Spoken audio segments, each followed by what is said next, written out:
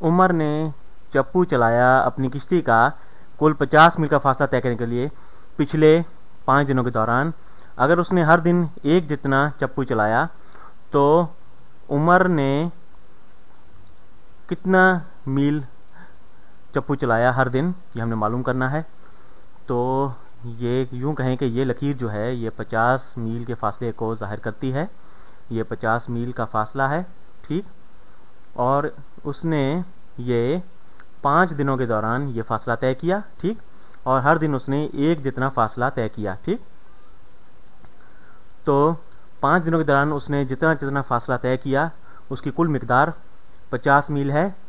तो चूंकि उसने एक जितना फासला तय किया इन 5 दिनों के दौरान, तो हम इसे 5 हिस्सों में तकसीम कर सकते हैं।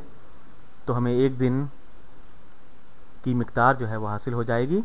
मैं इसे कुछ सही तरीके से बराबर हिस्सों में तकसीम करने की कोशिश करता हूँ। यूँ कहें ये एक हिस्सा है, ये दूसरा है, ये तीसरा, ये चौथा और पांचवा, ठीक। और आपको ये ऐसा करने की ज़रूरत नहीं है।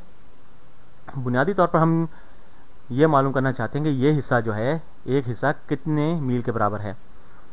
तो ये हम इसे बसरी तौर पर कर रहे हैं कि 50 मील का जो फासला है उसे हमने 5 हिस्सों में तकसीम करना है।